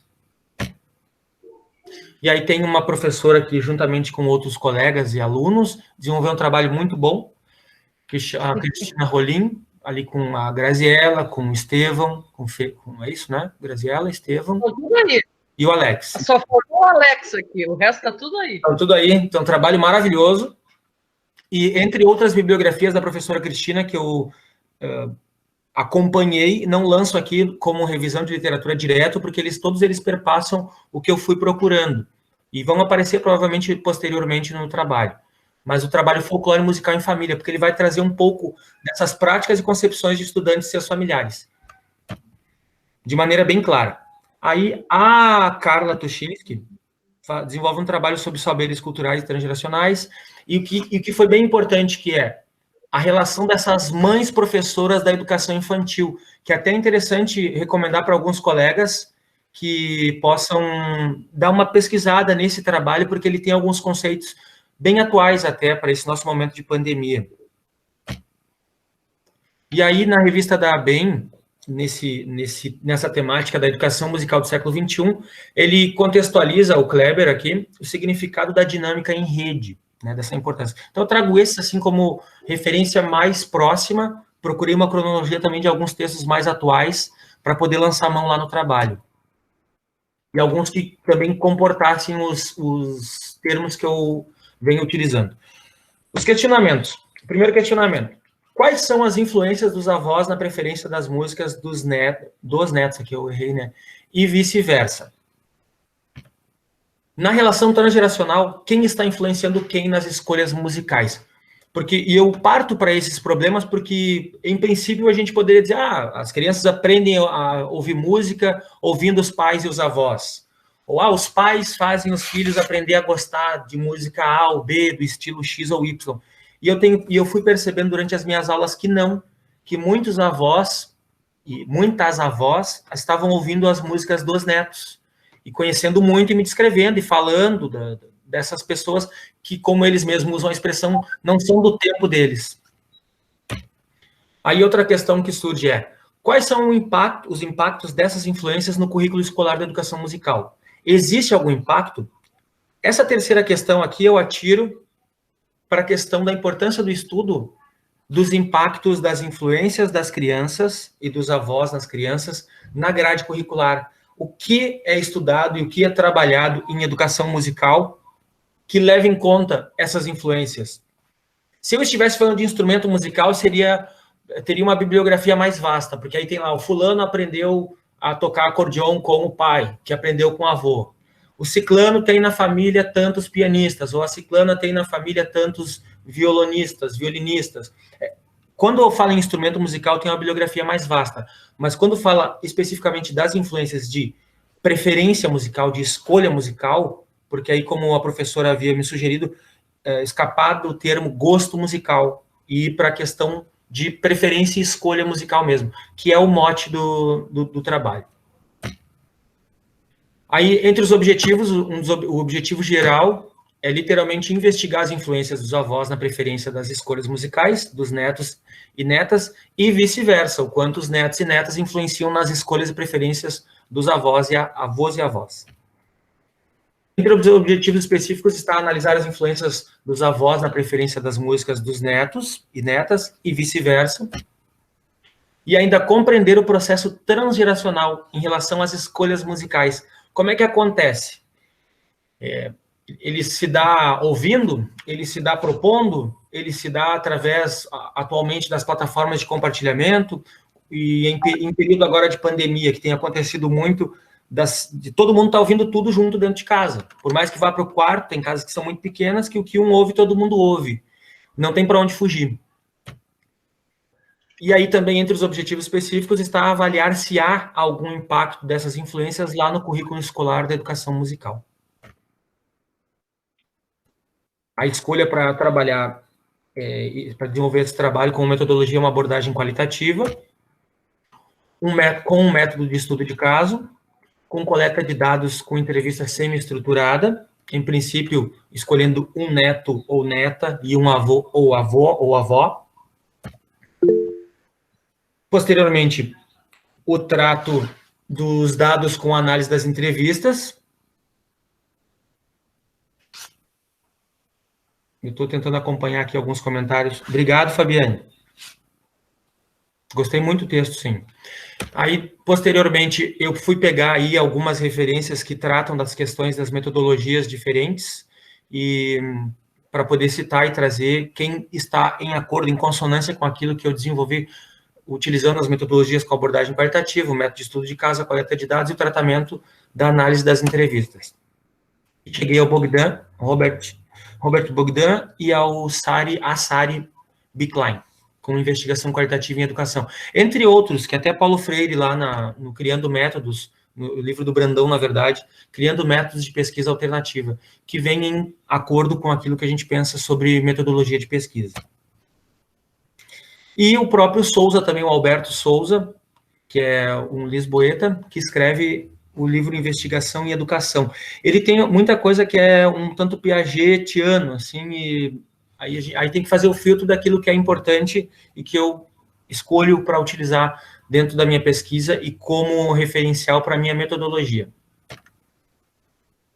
Como referencial teórico aí, entre tantos que eu fui utilizando para tanto terminologias quanto para o desenvolvimento do trabalho, eu trago a Cláudia Teixeira Azevedo, que eu havia citado antes lá, Palmeirão, a Menezes Palmeirão, que ela trabalha no mundo de hoje. Esse são 3 livros dela e 3 trabalhos da Palmeirão que eu utilizo, que também são lá a indicação da colega Morgana, porque é uma pesquisa bem apurada sobre o mundo hoje em relação aos idosos, a importância de dar atenção ao que os idosos têm para contribuir com a educação e o quanto a educação precisa se preocupar com os idosos, com as pessoas acima de 60 anos, no caso do Brasil.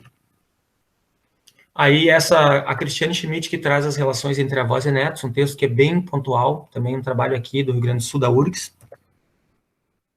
A Mara Souza, que eu não aprimorei o que tem dela, porque foi uma indicação da professora, e aí eu dei uma olhada em 2 artigos, e esse Cotidiano e Mídia, eu trago ele para fazer alguma referência sobre a importância das plataformas e os usos.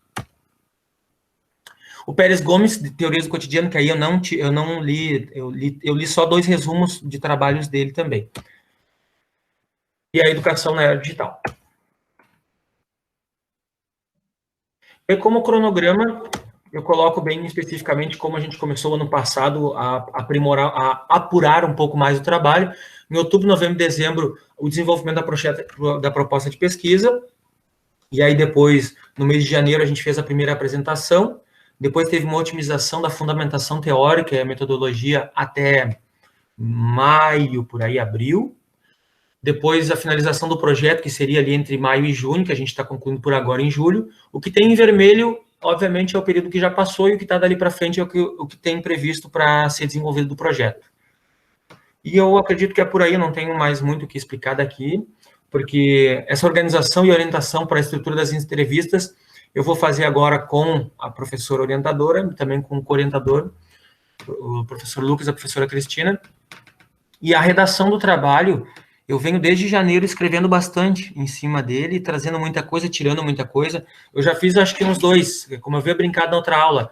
É quase como fazer uma cirurgia de redução, ou sei lá, uma plástica, e tirando tanta pele que dá para fazer uma outra pessoa. Tanta coisa que vai tirando lá. Foi impressionante, sim. Então, é isso daí. Muito obrigado a todos. Feliz dia da avó e do avô. Amanhã, para quem é avó, para quem é avô. Lembrem de ligar para os avós e para as avós. E é isso daí, professor, é isso daí, colegas. Muito obrigado pela atenção. E fiquem à vontade para as contribuições. Também, quem quiser o telefone para comprar o Celta e as cuias, eu deixo depois aqui. Obrigada, Marcos. Muito obrigada, parabéns pela tua apresentação. E já avançou bastante, só a tua fala a gente já percebe assim a apropriação com os conceitos, os referenciais, enfim, e que trabalho importante para a gente, né? Que com certeza também vai contribuir com esse aspecto que tu trazes, que é a questão do currículo, né? O quanto também estes conhecimentos que são, então, partilhados, vivenciados pelas crianças, pelos seus avós, enfim, também entra ou não entra no currículo, né? Parabéns por essa tua fala. E gostaria, então, de abrir para as perguntas, para as contribuições para o trabalho do Marcos, que com certeza serão muito bem-vindas. Por favor, com vocês.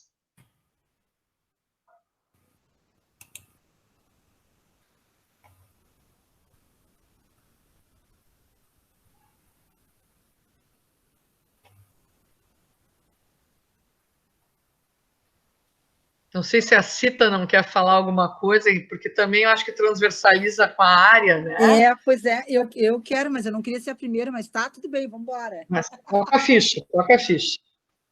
Marcos, querido, parabéns pelo teu trabalho. Eu gostei, é uma temática bastante pertinente, bem bacana mesmo, né? E eu achei legal também que, geralmente, a gente fala, eu trabalho com educação de jovens e adultos, e aí, nesse contexto, a gente tem jovens, adultos, idosos, né? Idosas. E daí a gente pensa sempre a partir do contexto também das memórias, né? E como tu falaste em memória, eu queria só te perguntar, a partir se tu tem algum referencial de base para poder conceber memória, sabe? Enfim, né? A gente sempre menciona a Ecléa Bose com aquela bela obra sobre as memórias de velhos, né? mas também a gente tem trabalhado no nosso grupo, que é um grupo que trabalha com educação de jovens e adultos e também com análise do discurso, enfim, que é um campo com o qual eu também gosto de trabalhar. A gente tem utilizado bastante um livro chamado O Papel da Memória, que é do Pierre Achard, daí tem texto Pierre Achard, Michel Pechet. É bacana porque assim, ó, tem uma reflexão sobre memória como lembrança, mas também tem uma reflexão sobre memória como apagamento, como esquecimento, como silenciamento, que fala em relações culturais, sabe? E aí a questão da música eu acho que é bem bacana também para pensar, tá? O papel da memória na aprendizagem, professora. O papel da memória eu posso passar para a Cris e ela te passa, eu tenho ele digitalizado. Ótimo. Tá? E tem aquele clássico que é a memória de velhos também, que eu acho que é bacana, assim, para poder conceber memória. Eu queria te perguntar também, e uma outra questão assim que eu vi que não consta da tua bibliografia, eu não sei se tu conheces o livro do Ian sobre estudo de caso. Eu acho que tem digital também, né? Eu tenho, posso passar, tá? Porque quando a gente trabalha com estudo de caso, assim, o estudo dele é muito completo, né? E ele vai nos dando uma série de dicas em relação a cada tipo de caso, inclusive os multicasos, então ele tem sido bastante utilizado, tá? Posso passar para a Cris. Ótimo. Tá? E aí, assim, ó, a única questão que eu quero te fazer é porque tu tens ali um questionamento de pesquisa que são quais os impactos dessas influências, né? E eu queria te perguntar como é que tu vai fazer para analisar esses impactos, né? Porque quando a gente pensa em análise de impacto, a gente tem aí uma multiplicidade de possibilidades. Eu queria te ouvir. Em princípio, eu escolheria uma dessas instituições às quais eu trabalhei para avaliar o quanto aquilo que tem de memória, tanto dos idosos quanto das crianças que os idosos convivem, na proposição das atividades, dentro da grade curricular. E a outra possibilidade é a escolha de uma instituição em que seja lecionado para crianças mesmo, e seja feito esse levantamento dentro de uma instituição mesmo, de uma escola, ou pública ou privada, que aí abriria para um outro leque dentro da pesquisa, por isso que eu coloco como a última questão do meu trabalho, porque não necessariamente ela precisa ser o mote ela precisa estar entre as questões, deixa eu achar aqui, entre os questionamentos, porque eu coloco quais os impactos e se existe algum impacto. Só que, obviamente, para eu encontrar algum impacto, eu tenho um contato com uma dessas instituições para saber se é levado em conta, se é possível alguma proposta nesse sentido mesmo. Tá. Tu vais trabalhar com a fala deles, né? É isso? Isso. Tá. E de com a fala, provavelmente com música também, com alguma música das escolhas. Sim. Tá. Talvez o termo impacto não seja adequado, né? Então, acho que é isso que você está pensando. Eu fiquei pensando nisso. Pode falar. Porque ele iniciou a fala trazendo a questão dos sentidos, né? E daí eu fiquei me questionando em relação a isso, porque a compreensão dos impactos ela é muito prescritiva, sabe? Eu vou buscar por um instrumento alguma coisa que eu já tenho muita clareza, e os sentidos não. Os sentidos, eles têm a ver com essa interlocução que vai ser feita e com esse teu suporte, ou esse teu referencial teórico-analítico, sabe? Daí eu percebo que, eu não sei, assim, eu fiquei com dúvidas se os impactos, eles cabem, se não é uma questão de acho que tem razão, trabalhar com sentidos, né? Porque o que acontece, né, professora?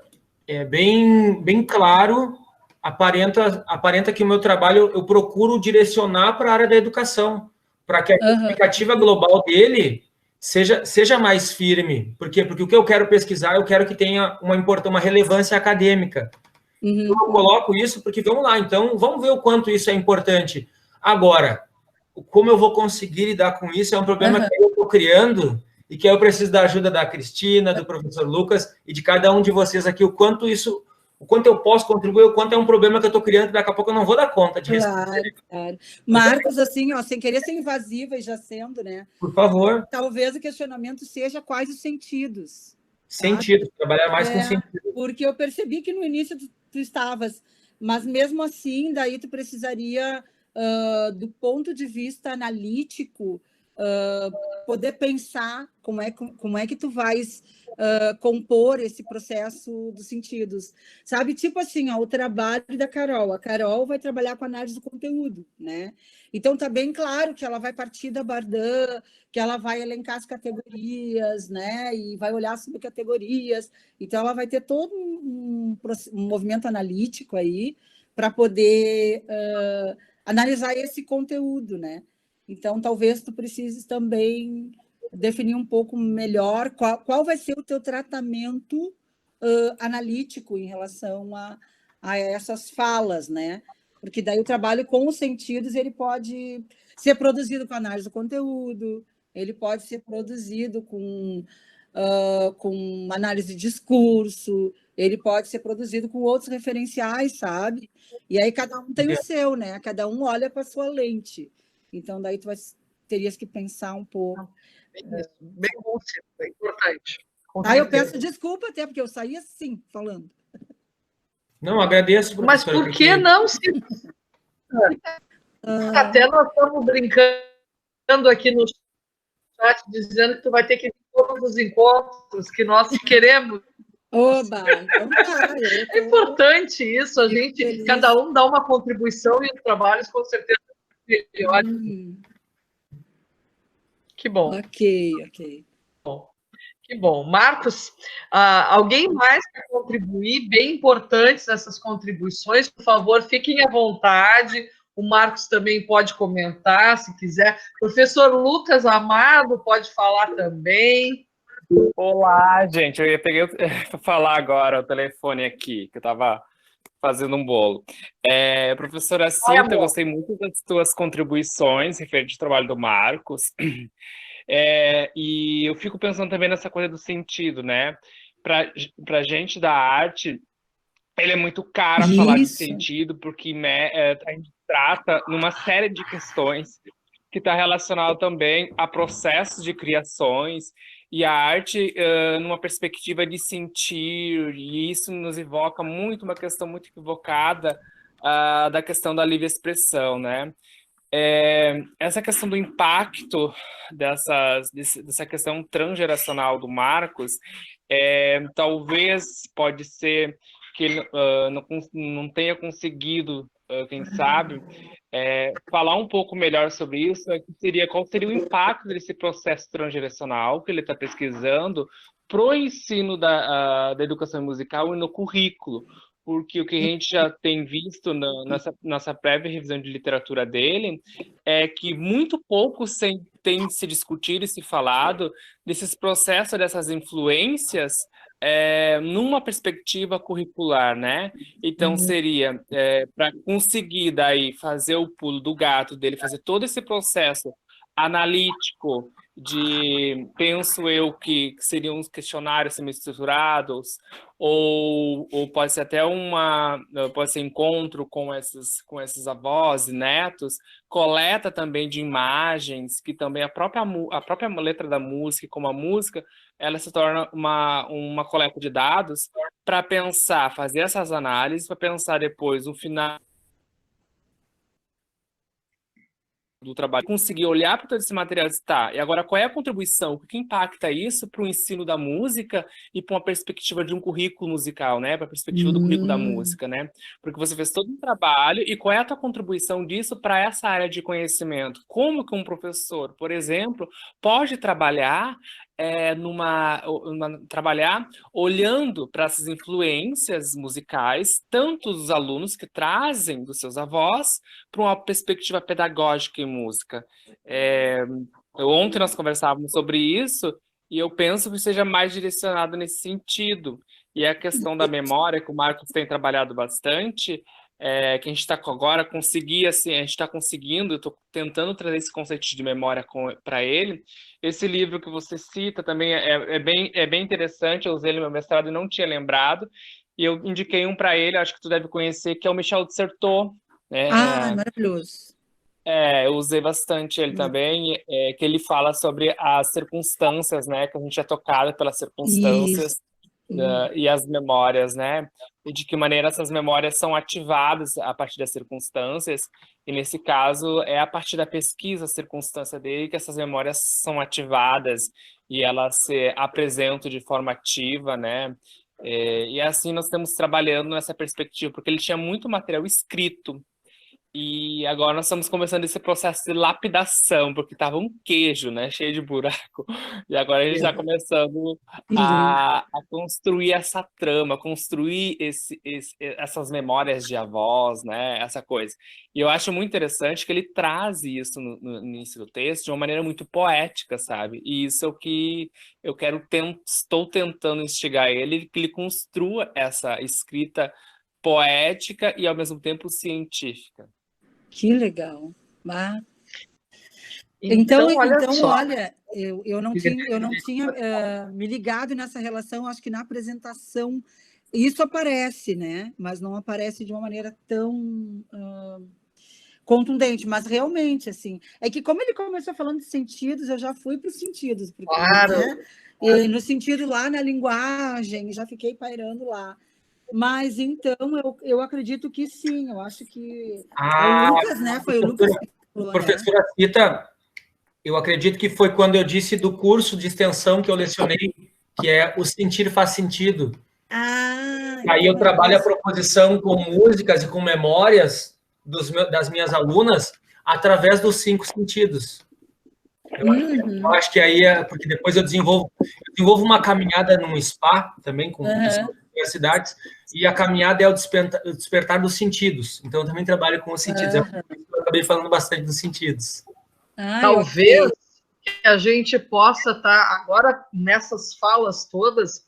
O que me parece é o seguinte: não chega a ser um objetivo ou um questionamento propriamente o fato de nós querermos saber este impacto do que acontece na vida dessas crianças e desses avós, e o quanto isso vai para a escola, mas isso fica algo na nossa cabeça que vai se apresentar lá no final, nas conclusões da gente, porque isso é algo que é importante. Bom, tudo isso que acontece na vida, tá, mas e quando que isso vai entrar na escola?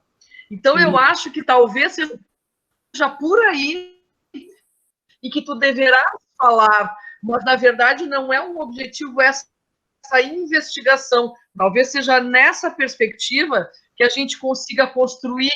Então, entende? É uma conclusão, uma das conclusões, Marcos, que tu chegarás. E que isso tem que impactar, de alguma maneira, o currículo. Isso tem que entrar na escola, entende? Então, acho que é isso. E não, talvez, uma proposição de objetivo. Eu acho que talvez seja essa, né? Porque aí a gente vai também lapidando isso, né? Bem bom, bem importante. Obrigada, Cita. Obrigadíssima. Muito boa a orientação. Tem uma perspectiva de construção e produção de currículo nessa investigação que é muito importante valorar, sabe? Que é a produção da construção do currículo num processo de coparticipação com o outro. É bem freiriano isso, sabe? É uma postura epistemológica de como se pensa o currículo da escola, sabe? E daí o Freire, ele passa a ser bacana também, porque a categoria da escuta do Freire, ela é bastante, ela é de uma complexidade muito grande, porque é perceber, é sentir, é cheirar, é dialogar com o outro, sabe? E o efeito desse diálogo é essa produção de currículo. Então, não sei, assim, sabe? Eu comecei a pensar, porque é muito caro para nós isso, quando a gente trabalha com jovem, adulto, idoso, produzir um movimento que eu sempre gosto de falar, é um processo de inversão epistemológica na forma como a memória institucional de escola que nós temos, sabe? Que é aquela de que quem pensa o currículo é o professor e ele está detalhado num programa. E quando a gente trabalha com educação de pessoas jovens, adultas e idosas, a gente fica sempre num processo de conflito, de confronto, porque tu tens aí saberes que estão na vida, no mundo da vida, no mundo do trabalho das pessoas, na experiência das pessoas, nas memórias, nas trajetórias da vida e da música. Como é que a música me forma? Como é que a música me constitui? Como é que a música, sabe? E aí fazer essa inversão epistemológica é olhar para isso que esse adulto diz, esse idoso diz, e trazer, né, para uma outra realidade. Então, tem uma mexida de concepção de currículo aí, que eu acho que é de uma riqueza muito grande no teu trabalho, sabe? Talvez o Freire possa te ajudar. A concepção de escuta freiriana, eu acho que é legal, tá? Que bom. Excelente, muito bom, muito obrigada. Muito obrigada. Oi? Pedagogia do tijolo. Porque é como o Paulo Freire, em uma entrevista, falou, que a gente tem aqui uma turma que ama Paulo Freire e a gente vai amar hoje, ontem e para sempre. Que seja perdido o dia que se falou em educação e não se falou em Paulo Freire. Mas se uma criança, quando entra na escola, ela já não é papel em branco, imagina uma pessoa... que construiu a vida. Que leva uma vida, tem tanto a ensinar para nós professores, né? Um idoso. Com certeza. Que bom. Excelentes contribuições, muito obrigada. Não sei se alguém mais quer comentar algo sobre o trabalho do Marcos. Parabéns, Marcos, muito obrigada pela apresentação. Já construíste bastante, agora hoje a gente sai mais alimentado também, né, para o trabalho. Que bom. E vai ser um trabalho muito importante. Que bom. Eu gostaria de... Oi? Que amor. Da colega Mariana, que deu na aula lá, ensinou a gente a fazer os origamis. Que amor. Que... Parabéns. Eu sou... Oi? Oi, prof. Eu sou Ana, eu estudo pedagogia na UERJ, aqui no Litoral Norte, e eu achei bem interessante o trabalho, Marcos, pelo seguinte, a fala anterior, né, da minha colega, da Vanessa, falando, né, das proximidades das famílias, e eu vejo esse tipo de trabalho assim, que uma geração e outra, isso aproxima as famílias também. Então, seria bem interessante fazer esse trabalho assim, com uma educação e para juntar essas partes. E daí um entende o outro, né? Excelente. Excelente. Quer falar, Marcos? Não, é isso, professora, porque o que acontece? Na prática, em si, quando eu estou em sala de aula e tenho contato com os idosos, eu estou o tempo inteiro trazendo o que a professora Cita traz, que é a questão da memória. De onde vem isso? Quando eu trabalho lá com os sentidos, esse cheiro lembra o quê? Essa imagem lembra o quê? Essa cor lembra o quê? Esse som te rememora ao quê? Obviamente, a gente acaba direcionando para o lado de boas memórias e boas recordações, mas nós somos constituídos do que nos acontece de bom e do que nos acontece de não tão bom assim. E desse espectro é possível falar de fé, é possível falar de economia, de política, de diversos aspectos dentro da sala de aula. E a partir dessa miscelânea, a gente constrói conhecimento. E como é interessante e me intriga, não me instiga bastante a ler e pesquisar isso, é porque eles sempre trazem as experiências com os netos.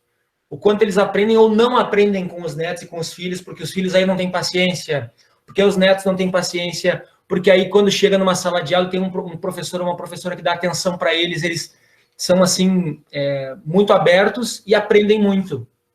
E a gente reaprende a ensinar. Eu dei aula em APAE, e quando tu dá aula para alunos com as características da APAE, eu já citei para os colegas já algumas vezes, até ficar chato, eles estão ouvindo isso 200 vezes aí, mas vamos lá. A gente aprende que o tempo é diferente e a gente tem que reconhecer que o tempo não é nosso. E com os idosos, num outro âmbito, é mais ou menos isso, é uma outra forma de lidar. E nesse período agora de pandemia, eu acredito que o contato com os netos e tudo tem sido muito mais intenso. Eu acho que tem bastante coisa para a gente rever aí.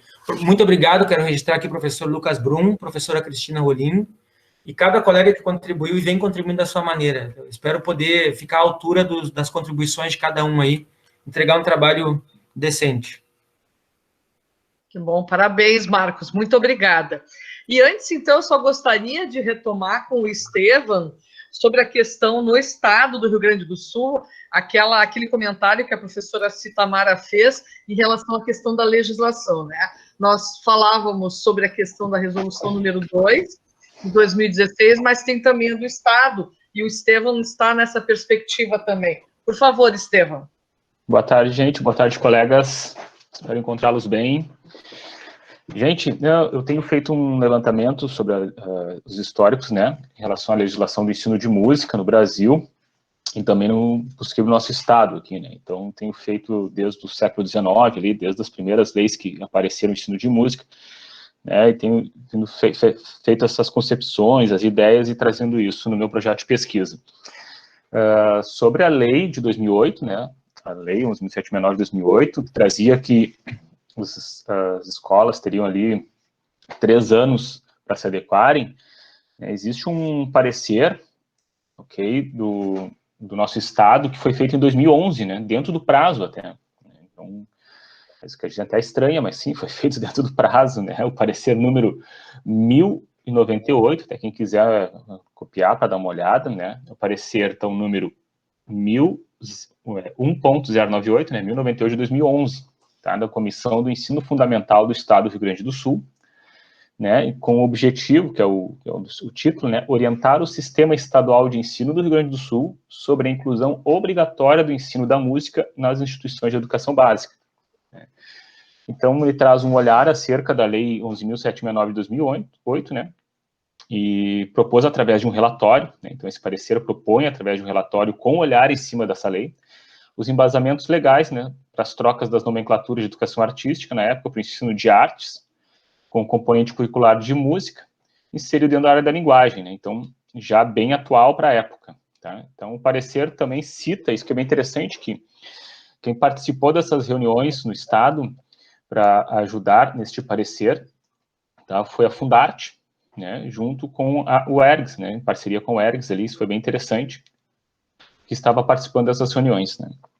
Na análise da matéria, o parecer, ele pontua benefícios do ensino de música, então ele traz uma justificativa, né, porquê do ensino de música na escola, incluindo até referenciais teóricos de neurociência, né, como embasamentos científicos, né, sobre os benefícios do ensino de música na escola, e também propõe as possíveis maneiras da inclusão deste componente nas escolas, desde a educação infantil até o ensino médio, tá, e ele propõe até com formas práticas, incluindo para aquelas escolas com dificuldades para aquisição de instrumentos, citando até métodos como o do passo, por exemplo, né, do Lucas Ciavata. Então, ele tem bem específico ali, ele propõe de uma maneira bem completa, né. Então, ainda dentro da análise, existe orientação quanto ao número mínimo de professores de música para cada mantenedoras públicas e privadas, tá? Então, isso que é interessante, que por mais que exista o veto lá da lei de 2008 em relação à formação específica do professor de música, o parecer do Estado indica, né, que seja um professor com formação em música. Tá? Além de também... É legal, então, até se tu consegues, Estevam, colocar ali no chat para as pessoas, para poderem também conhecer, porque a gente não conhece muito essa, né, que é do nosso Estado. Sim, ela é bem... E aí o pessoal...